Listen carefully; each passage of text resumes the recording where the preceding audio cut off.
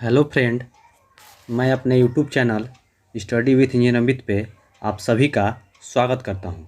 तो देखिए दोस्तों, ग्रुप डी के एग्ज़ाम में 25 क्वेश्चन साइंस से पूछे जाएंगे। बीते 2 दिनों में मैं साइंस का सेट 1 दिया था। आज मैं मोस्ट इम्पॉर्टेंट क्वेश्चन लेकर आया हूं जो आने वाले exam RRB group D, NTPC CBT 2 और एसएससी जीडी में आ सकते हैं। तो देखिए, आज के हम अपने पहले क्वेश्चन पे चलते हैं। पहला क्वेश्चन हमारा बोला है कि गुप्त ऊष्मा का विमीय सूत्र क्या होता है। तो गुप्त ऊष्मा निकालने के लिए पहले हम देखते हैं Q बराबर, इसका फॉर्मूला होता है Q बराबर ml। क्या होता है? Q बराबर ml। हम Q बराबर ऊष्मा होता है, m बराबर द्रव्यमान और L बराबर होता है आपका गुप्त ऊष्मा। तो हमको निकालना है L बराबर। तो L बराबर निकालना है तो हम क्या करेंगे, L बराबर निकालना है तो हम क्या करेंगे, Q/m हो जाएगा। और Q को हम किस फॉर्म में लिख सकते हैं, जूल में। Q को ऊष्मा की यूनिट क्या होती है, जूल। और मास को हम किस में लिखेंगे, kg में। अब आगे चलेंगे, जूल को हम लिख सकते हैं न्यूटन मीटर और kg को लिख सकते हैं मास, माने अभी kg में ही रहने देते हैं। नेक्स्ट में चलते हैं, न्यूटन का आपको विमीय सूत्र होता है mlt-2। क्या होता है, mlt-2 गुना, और मीटर है तो मीटर को हम विमीय सूत्र करने के लिए मीटर को हम लिखते हैं एल में, एल लिख देंगे। और केजी को हम लिखते हैं एम में।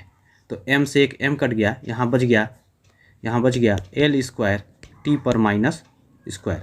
और आपको ये ऑप्शन में देखेंगे तो ये ऑप्शन सी में दिखाई दे रहा है, एल स्क्वायर टी पर -2।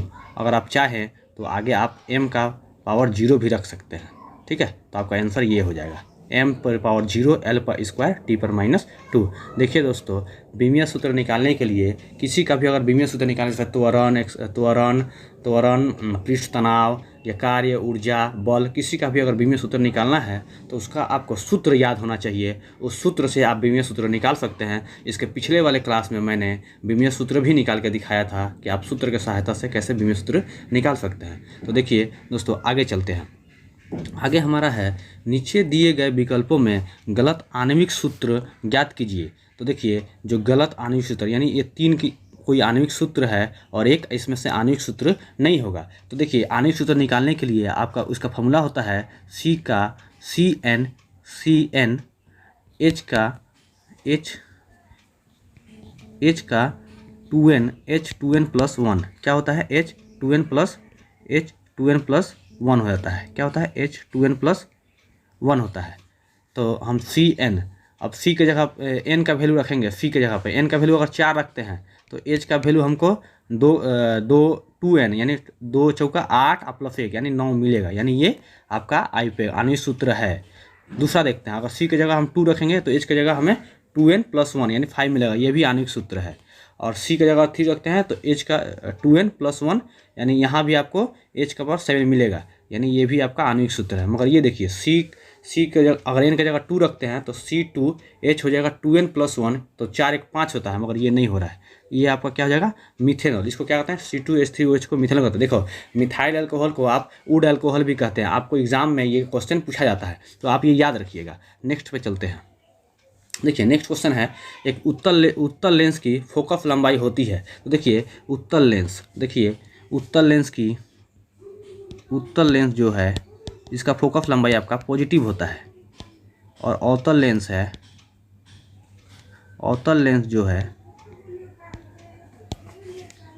की फोकस लंबाई नेगेटिव होती है। तो उत्तल लेंस की जो फोकस लंबाई होती है आपकी पॉजिटिव होती है और अवतल लेंस की नेगेटिव होती है। देखिए, उत्तल लेंस को आप दूरदृष्टि दोष के लिए व्यवहार कर सकते हैं और अवतल लेंस को निकट दृष्टि दोष के लिए व्यवहार कर सकते हैं। देखिए, अवतल लेंस को आप अभिसारी लेंस कहते हैं और उत्तल लेंस को हम अपसारी लेंस भी कहते हैं। आप ये भी क्वेश्चन याद रखिए, क्योंकि नेक्स्ट एग्जाम में ये ऐसे क्वेश्चन पूछे जाते हैं। नेक्स्ट क्वेश्चन पे चलते हैं। नेक्स्ट क्वेश्चन देखिए, हमारा M कोष सेल में सम्मिलित किए जा सकने वाले इलेक्ट्रॉनों की संख्या। अगर आपको कितने इलेक्ट्रॉन हो सकते हैं, अगर एक सेल में अगर आपको पूछा जाए कितने इलेक्ट्रॉन हो सकते हैं, तो इसका फार्मूला है n²। और आपको अधिकतम पूछे कि अधिकतम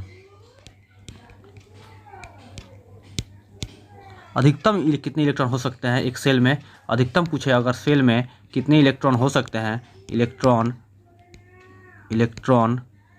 हो सकते हैं, तो इसका फॉर्मूला हो जाएगा आपका 2n²। क्या हो जाएगा दोस्तों?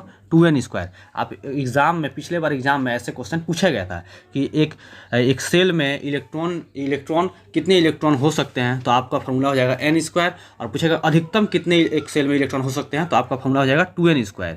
आपका फॉर्मूला हो जाएगा 2n²। तो देखिए आपको ये 4 का याद रखना है वैल्यू। k में 2 होता है, l में आपका 8 होता है, और m में आपका 18 होता है, और आपका KLM और n में क्या होता है? 32 होता है। आप ये वैल्यू याद रखिए। तो m में कितना होता है? 18। क्या होता है? 18। तो आपका आंसर हो जाएगा A। नेक्स्ट क्वेश्चन पे चलते हैं। नेक्स्ट क्वेश्चन है, ठोस CO2 को शुष्क बर्फ क्यों कहा जाता है? देखिए एग्जाम में पूछा जाता है कि शुष्क बर्फ किसे कहा जाता है, तो आप बोलिएगा CO2 को। अगर यहाँ पूछा है ठोस CO2 को शुष्क बर्फ क्यों कहा जाता है, तो आपका आंसर हो जाएगा C। जब दाब को 1 एटमॉस्फेरिक कम किया जाता है तो यह सीधे गैसीय अवस्था में परिवर्तित हो जाता है। जब दाब को 1 एटमॉस्फेरिक कम किया जाता है तो 0.61 मीटर का डिक्रीज होता है। तो देखिए दोस्तों आगे चलते हैं। द्रव्यमान m के साथ चलती हुई वस्तु की गतिज ऊर्जा E का मूल्य क्या होगा यदि इसकी गति को v से बढ़ाकर 2v तक दोगुना किया जाता है? देखिए ये काइनेटिक एनर्जी बराबर क्या होता है? E। हम E बराबर लिख लेते हैं। काइनेटिक एनर्जी बराबर होता है हाफ mv², हाफ mv²। तो और यहाँ देखिए अब v को क्या कर दिया गया है? 2v कर दिया गया। तो अब v की जगह हम कितना बैठाएंगे? 2v। तो यहाँ देखिए लिख लेते हैं। तो यहाँ e मान लेते हैं। अब हाफ e नया e मान लेते हैं, हाफ m और v की जगह हम 2v रखेंगे। ये हो जाएगा हाफ m 2v²। इसका हो जाएगा हाफ m 4v² हो जाएगा। अब देखिए 4 को इधर ले लेंगे तो हाफ mv², 4 हाफ mv²। और हाफ mv² को हमने क्या माना था? E। तो E बराबर क्या हो जाएगा? 4 को 4 रहने देंगे, हाफ mv² हो जाएगा, E को बैठा देंगे, E बैठा देंगे। तो क्या हो जाएगा? आपका आंसर B हो जाएगा। आपको क्या हो जाएगा? आंसर B हो जाएगा। तो देखिए नेक्स्ट क्वेश्चन पे चलते हैं दोस्तों। एक कार, देखिए नेक्स्ट क्वेश्चन एक न्यूमेरिकल है जो है, एक कार सड़क के मोड़ को 8 मीटर पर सेकंड की चाल से पार कर रही है। यदि घर्षण गुणांक 0.4 हो तो कार के मुड़ने की त्रिज्या क्या होगी? आपको देखिए पहले न्यूमेरिकल में क्या करना है, सबसे पहले आपको जो दिया हुआ है वो लिखिए। आपको देखिए गिवन क्या दिया हुआ है उसको लिखिए। गिवन आपको क्या दिया है उसको लिखिए। v = 8 मीटर पर सेकेंड। घर्षण गुणांक यानी म्यू, घर्षण गुणांक को हम म्यू से डिनोट करते हैं। म्यू बराबर क्या दिया हुआ है? 0.4 और जी बराबर क्या दिया हुआ है आपका? 10 मीटर पर सेकेंड स्क्वायर। तो इसको क्या करेंगे? इसका फार्मूला होता है देखिए v √μ r/g। क्या होता है फार्मूला? √μ r/g। तो आपको v देखिए जो दिया है उसको लिखिए। v बराबर 8 दिया हुआ है, यहाँ म्यू बराबर आपको दिया है 0.4, जी बराबर दिया हुआ है 10 और आर निकालना है। तो देखिए यहाँ डायरेक्ट यहाँ आप कर लीजिएगा इसको। ये क्या हो जाएगा आपका 0.4 के नीचे, अगर पॉइंट नीचे आएगा तो 10 हो जाएगा। तो 10 से 10 कट जाएगा और आपका हो जाएगा 8 √4r। तो देखिए 8 को 8 रहने देंगे, इस √4 है तो बाहर आएगा तो 2 हो जाएगा, और ये √r में r हो जाएगा। इसको काट देंगे, 4 हो जाएगा। तो रूट r बराबर 4 हो जाएगा। तो आपको रूट को हटाने के लिए हम इसको स्क्वायर कर देंगे। तो यहाँ पे इसको क्या करेंगे? स्क्वायर कर देंगे इसको। यहाँ 4 को 4 है, √r को स्क्वायर कर देंगे तो इसका भी स्क्वायर हो जाएगा। तो ये r बराबर रूट को हटाने स्क्वायर से कट जाएगा। तो r बराबर क्या हो जाएगा? 4 का स्क्वायर यानी 16। आपका आंसर क्या हो जाएगा? 16 मीटर। आपका आंसर क्या हो जाएगा? 16 मीटर। तो नेक्स्ट पे चलते हैं। देखिए एक अल्कोहल का क्वथनांक दिया हुआ है 78 डिग्री सेंटीग्रेड। केल्विन पैमाने पर तापमान कितना होगा? ये क्वेश्चन आपको पूछा है। आप देखिए इसको एक बार याद रखिएगा। C - 0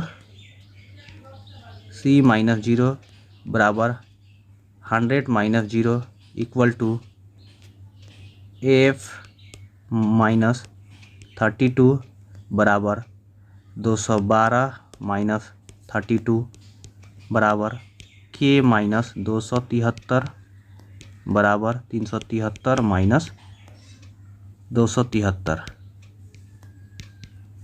R - 0 बराबर 80 - 0।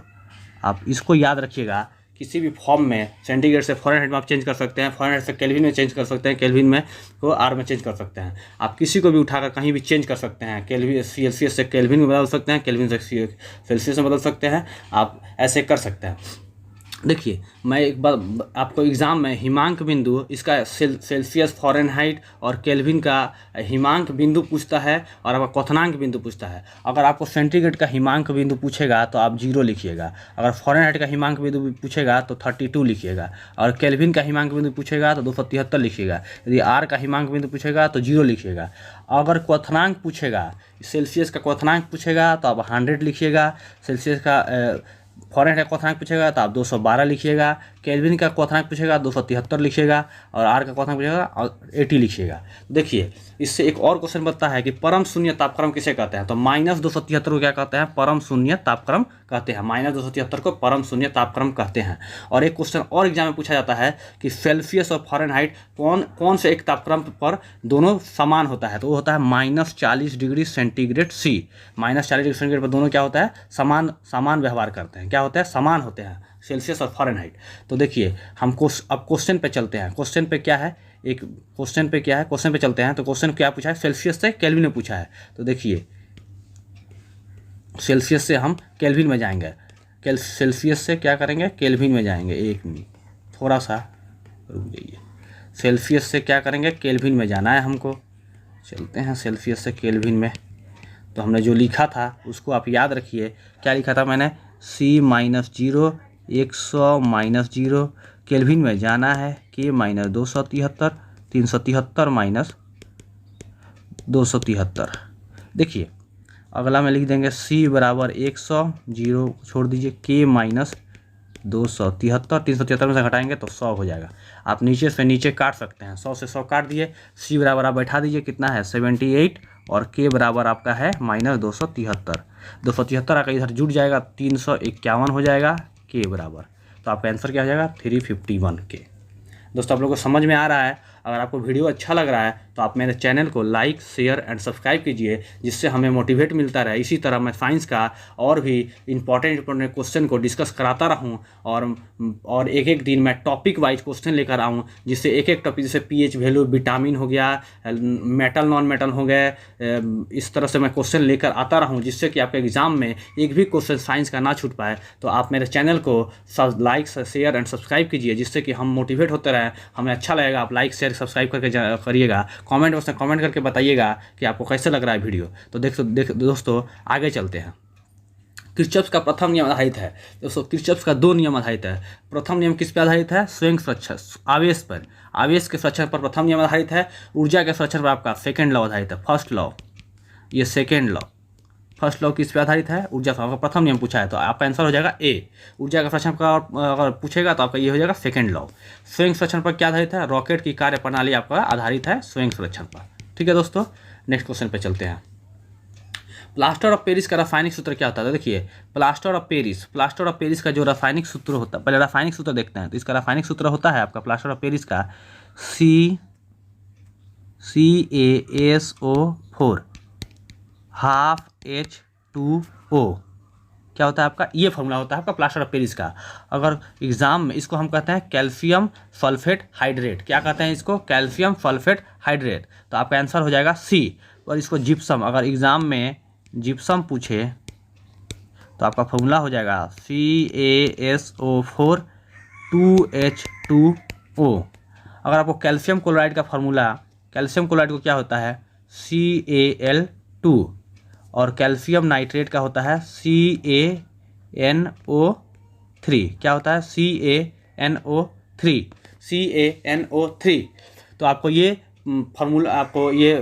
फॉर्मूला आपको पूछ सकता है एग्जाम में, या आने वाले एग्जाम में आ सकते हैं। तो देखिए आप इसको थोड़ा लिखने में प्रॉब्लम हो रहा है, मगर मैं जो बोल रहा हूँ उसको आप सुन लीजिए। ठीक है, तो कुछ दिन के बाद ही सब कुछ ठीक हो जाएगा।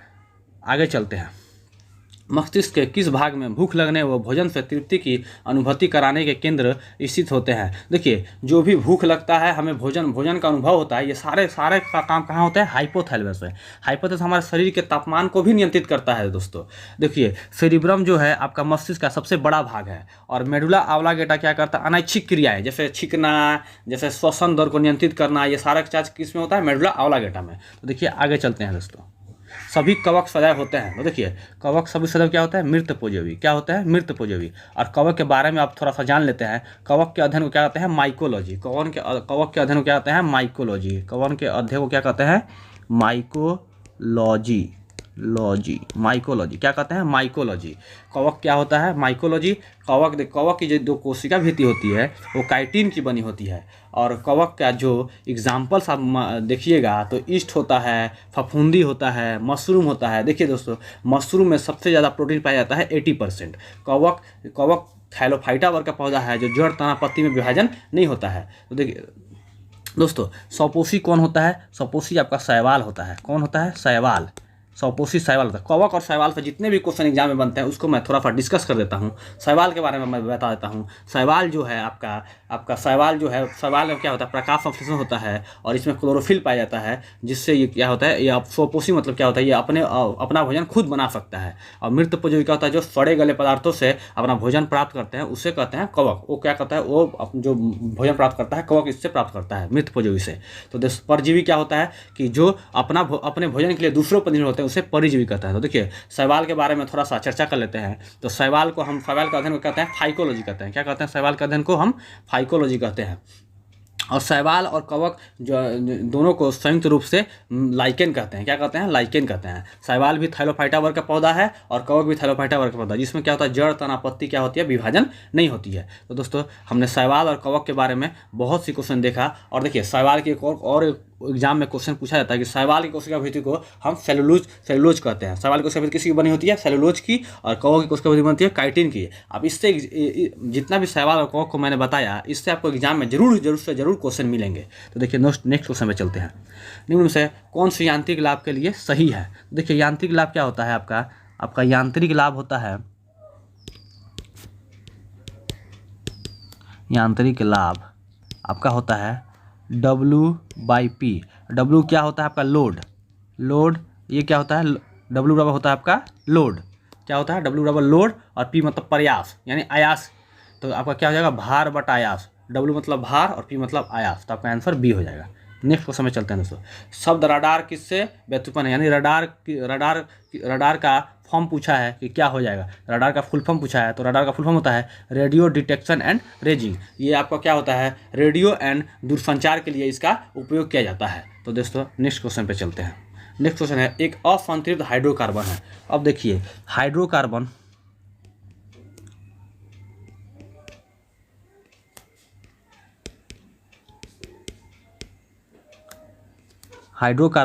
दो प्रकार का होता है। एक संतृप्त, एक असंतृप्त। अब संतृप्त में कौन आता है? एल्केन। क्या होता है? एल्केन। इसमें क्या होता है?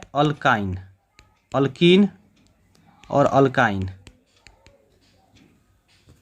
देखिए दोस्तों, संतृप्त और असंतृप्त हाइड्रोकार्बन 2 प्रकार के होते हैं, संतृप्त और असंतृप्त। संतृप्त में क्या होता है? एल्केन ग्रुप के आते हैं, और असंतृप्त में एल्किन और एल्काइन आते हैं। आपको पहचानिए कैसे? ANE, जिसके लास्ट में ANE है वो एल्केन हो जाएगा, एल्केन ग्रुप का सदस्य हो जाएगा। और एल्किन ENE और YNE जहाँ भी होगा वो असंतृप्त हो जाएगा। क्या हो जाएगा? असंतृप्त हाइड्रोकार्बन हो जाएगा। एल्केन क्या होता है? एल्केन में क्या होता है? कार्बन में सिंगल बॉन्ड होता है, अल्कीन में कार्बन में डबल बॉन्ड होता है, और अल्काइन में कार्बन में ट्रिपल बॉन्ड होता है। तो ये दोस्तों ऐसे। तब असंतृप्त क्या हो जाएगा? देखिए, एथेन किस में आ गया? ANE, एथेन क्या हो जाएगा? आपका संतृप्त है। क्या है? संतृप्त है। ब्यूटेन ये भी क्या है? आपका संतृप्त है। मीथेन भी क्या है? आपका संतृप्त है। और बेंजीन, देखिए बेंजीन ENE, बेंजीन क्या है? असंतृप्त। आपका आंसर क्या हो जाएगा? C।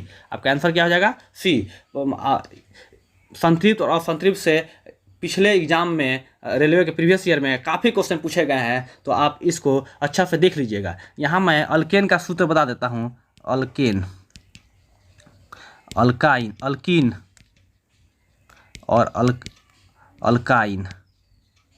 देखिए अल्केन होता है थोड़ा सा CnH2n+2, एल्कीन होता है CnH2n और अल्काइन होता है CnH2n-2। ठीक है, एल्केन का होता है CnH2n+2 और अल्कीन का होता है CnH2n और अल्काइन का होता है CnH2n-2। ये आपका फॉर्मूला है, आप इसको भी याद कर लीजिए, एग्जाम में पूछा जाता है। और असंतृप्त के बारे में बता दिया मैंने। अल्केन ग्रुप के सदस्यों को क्या होता है, क्या कहते हैं आपको, संतृप्त हाइड्रोकार्बन, और असंतृप्त में एल्कीन और अल्काइन आता है। अल्केन में क्या होता है, कार्बन कार्बन में सिंगल बॉन्ड होता है, अल्कीन में कार्बन कार्बन में डबल बॉन्ड और अल्काइन में कार्बन कार्बन में ट्रिपल बॉन्ड होता है। तो दोस्तों आप नेक्स्ट क्वेश्चन पे चलते हैं। नेक्स्ट क्वेश्चन क्या है, समसूत्री विभाजन के फलस्वरूप मातृकोशिका से कितनी पुत्री कोशिका का निर्माण होता है। तो देखिए समसूत्री विभाजन के फलस्वरूप मातृकोशिका से कितनी पुत्री कोशिका का निर्माण होता है, 2। कितना होता है, 2। तो आपका आंसर हो जाएगा 2। देखिए थोड़ा समसूत्री विभाजन के बारे में जान लेते हैं। तो समसूत्री विभाजन के फलस्वरूप क्या होता है, यह विभाजन काई कोशिका में होता है। किसमें होता है, यह विभाजन काई कोशिका में होता है। और समसूत्री विभाजन की खोज किसने किया था, वाल्टर फ्लेमिंग ने। किसने किया था, वाल्टर फ्लेमिंग ने। समसूत्री विभाजन किसमें होता है, काई कोशिका में होता है और इसका खोज किसने किया था, वाल्टर फ्लेमिंग ने। दोस्तों नेक्स्ट क्वेश्चन पे चलते हैं। ग्लूकोज में कार्बन अणु है, तो ग्लूकोज का फॉर्मूला आगे लिख लीजिए, C6H12O6 होता है। तो आपको बोला है कार्बन अणु कितने हैं, 6। कितने हो जाएंगे, 6। तो आपका आंसर हो जाएगा ए। नेक्स्ट क्वेश्चन पे चलते हैं। देखिए शैवाल से किस समूह से संबंधित है। तो शैवाल आपको मैंने पहले ही बता दिया हूँ, शैवाल किसमें किससे संबंधित है, थैलोफाइटा से। किससे संबंधित है, थैलोफाइटा वर्ग से। देखिए आवृत बीज टेरिडोफाइटा में क्या होता है आपको, टेरिडोफाइटा में क्या होता है, जड़ तना पत्ती में इस जड़ तना और पत्ती में ये विकसित नहीं होते हैं। जड़ तना पत्ती में क्या होता है, विकसित नहीं होते हैं। आवृत बीजी एंजियोस्पर्म क्या होता है, ये नग्न बीजी पौधे होते हैं जो जड़ तना पत्ती फूल तथा बीज तो पाए जाता है पर फूल इसमें नहीं पाया जाता है। इसमें क्या होता है, फूल नहीं पाया जाता है। जड़ तना पत्ती विकसित होते हैं मगर फूल नहीं पाया जाता है। इसमें जड़ तना पत्ती विकसित नहीं होते हैं। ब्रायोफाइटा क्या है, ब्रायोफाइटा स्थल और जल दोनों पर उगता है, इसीलिए इसको क्या कहते हैं, उभयचर पौधा कहते हैं। ब्रायोफाइटा किसे उभयचर वर्ग का पौधा कहते हैं इसको, ब्रायोफाइटा को। इस पादप समूह इसे देखिए शैवाल के बारे में मैंने सारा चीज़ बता दिया हूँ। तो दोस्तों नेक्स्ट क्वेश्चन पे हम चलते हैं। इसका आंसर क्या हो जाएगा, बी। शैवाल निम्नलिखित में किस समूह से संबंधित है, थैलोफाइटा से। टेरिडोफाइटा को बता दिया, एंजियोस्पर्म को बता दिया, ब्रायोफाइटा को बता दिया। ठीक है दोस्तों, तो आगे चलते हैं। देखिए आगे एक न्यूमेरिकल है, किसी वस्तु की गति ऊर्जा 120 जूल है और उसका द्रव्यमान 15 kg है, तो वस्तु का वेग ज्ञात कीजिए। तो देखिए काइनेटिक एनर्जी का फॉर्मूला होता है, गिवन पहले लिख लीजिए कि क्या होता है। गिवन जो होता है काइनेटिक एनर्जी, फॉर्मूला होता है आपको 12mv²। आपको देखिए काइनेटिक एनर्जी दे दिया है, 120 जूल। एम दे दिया है आपका 15 kg। बैठा दीजिए, इस फॉर्मूला में बैठा दीजिए। तो के बराबर कितना हो जाएगा, 120 हाफ को हाफ रहने देंगे, एम बराबर 15 और v² को ऐसे लिख देंगे। देखिए तो हम क्या करेंगे, 15 से इसको काट देंगे 8 बार में और 8 दूना का 16 हो जाएगा, ये आपका v²। तो ये हो जाएगा 4, ये हो जाएगा आपका v। अब देखिए v बराबर 4 हो जाएगा। ठीक है, v बराबर 4 हो जाएगा, यानी आपका वस्तु का वेग कितना हो जाएगा, 4 मीटर पर सेकेंड स्क्वायर पर सेकेंड। 4 मीटर पर सेकेंड, सॉरी दोस्तों, 4 मीटर पर सेकेंड। तो 4 मीटर पर सेकेंड, देखिए 4 मीटर सेकेंड का इन्वर्स है। देखिए आपको कैसे एग्जाम में को ऑप्शन से आपको फंसाएगा एग्जामिनर। तो आपको देखिए 4 मीटर पर सेकेंड का सेकेंड है, इसको आप 4 मीटर पर सेकेंड इन्वर्स होगा, तो आपका ये आंसर हो जाएगा बी, 4 मीटर पर सेकेंड इन्वर्स। आपको देखिए मीटर पर सेकेंड स्क्वायर भी दिया हुआ है, मीटर पर सेकेंड स्क्वायर दिया, मीटर पर सेकेंड -2 भी दिया हुआ है। तो आपको इस ऑप्शन के थ्रू क्वेश्चन को ध्यान से पढ़िए, ऑप्शन को और भी ध्यान से पढ़िएगा, ऑप्शन को ध्यान से पढ़िएगा तभी आपका सही हो पाएगा। आप एग्जाम में न्यूमेरिकल का आंसर निकालने के बाद भी आप गलत कर सकते हैं अगर ऑप्शन को ध्यान से नहीं पढ़िएगा तो ऑप्शन बहुत ही ध्यान से पढ़िएगा दोस्तों। आगे चलते हैं। कार्बोहाइड्रेट, प्रोटीन और वसा का पूर्ण पाचन कहाँ पर होता है? तो कार्बोहाइड्रेट, प्रोटीन और वसा का पूर्ण पाचन कहाँ पर होता है? छोटी आंत में। कहाँ होता है? छोटी आंत में। कहाँ होता है दोस्तों? छोटी आंत में होता है। तो दोस्तों आज का हम 20 क्वेश्चन का डिस्कशन हमारा यहीं समाप्त होता है। तो दोस्तों देखिए, ये वीडियो आपको अच्छा लगे तो आप मेरे चैनल को लाइक कीजिए, शेयर कीजिए, सब्सक्राइब कीजिए। दोस्तों आप अपने दोस्तों में भी इस मेरे यूट्यूब चैनल को शेयर कीजिए, जिससे कि मेरा मोटिवेट बढ़ता रहे। और दोस्तों आपको कमेंट बॉक्स में कमेंट करके बताइए कि मैं science chapter wise, topic wise question भी लेकर आऊँ और आपका न्यूमेरिकल भी। तो आप कमेंट बॉक्स में कमेंट करके बताइए, तो मैं आगे आने वाले दिनों में साइंस के बहुत ही अच्छे क्वेश्चन को डिस्कस कराऊंगा। इसके लिए थैंक यू दोस्तों, धन्यवाद।